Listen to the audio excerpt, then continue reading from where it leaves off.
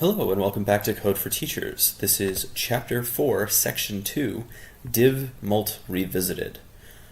So we have two functions that we've already written, our simple multipliers and dividers that do integer multiplication and division, but we can make them better through the power of functions.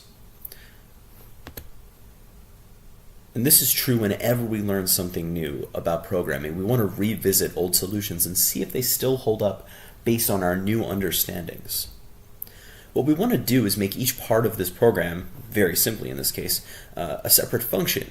And what that's going to allow us to do, not only govern our flow, but allow us to repeat the operation a little bit more organically. Let's start with the multiplication function. So we're going to wrap our old code in a function, and then we're going to repeatedly call the function in the shell rather than hitting run again and again and again. So let's jump right in and get coding. Okay, so here I have the skeleton of my mult function. And what we're going to do is we're going to just fill in the code that we've written previously. But let's take a look at the function definition just so we understand what's going on. So we've got a mult, it takes two numbers, x and y, and it's going to return their product.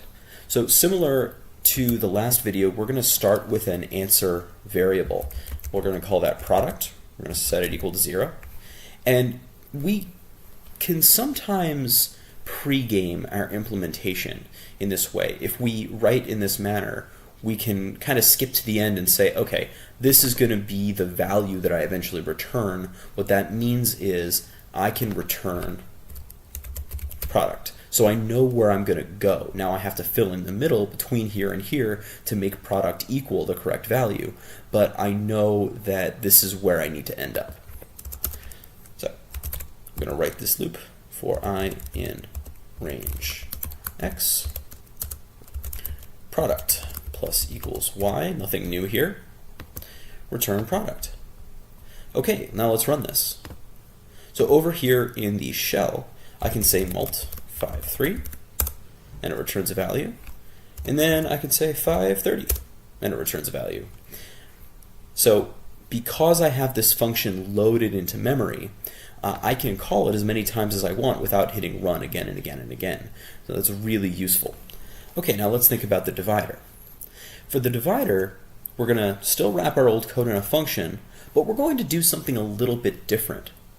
If you were careful about the implementation of div last time, you realized that as we subtracted the divisor from the dividend became the remainder.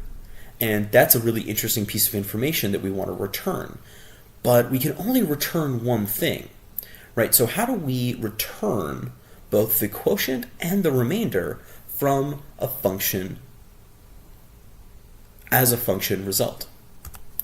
Well, we have a new data type that we want to use here called a tuple. It's similar to a list. It's going to hold multiple elements. It's iterable. But a few important differences. The biggest one is that that tuples are immutable.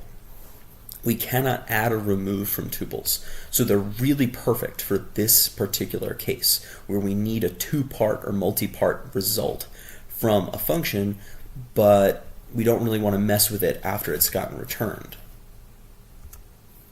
Now, tuples syntactically are delimited by parentheses rather than square braces. So this tuple here has two elements, 7 and 5. All right, let's jump into the code and write our division function. Okay, so here's my div function, or the bones of it anyway, and I have my two arguments, dividend and divisor, and I've given them longer names than x and y just so we're clear on what's doing what inside the function. So, and we're going to return a tuple of quotient and remainder. So we know that we need that quotient value, so we're going to say quotient equals 0. And if you remember our loop for this, it's a while loop with the test while we can subtract divisor from dividend and have it be greater than or equal to 0. While we can do that, we're going to do that, so the next line is to make that operation. We're going to say dividend minus equals divisor, and then we're going to add 1 to the quotient, plus equals 1. So we just need to return a tuple that has the quotient as the first element and dividend, which is of course now the remainder, as the second. So we're going to run this, and we'll try div 15, 3. That should give us, 5 and 0. And let's try 15 and 4. Gives us 3 and 3. Try one more. Let's say 27 and 6. All right.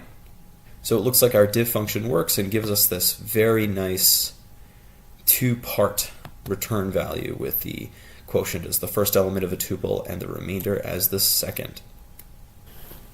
Okay, that's it for this section. In the next section, we're going to be talking about filter functions, which we use all the time, and also get into a little bit of function composition.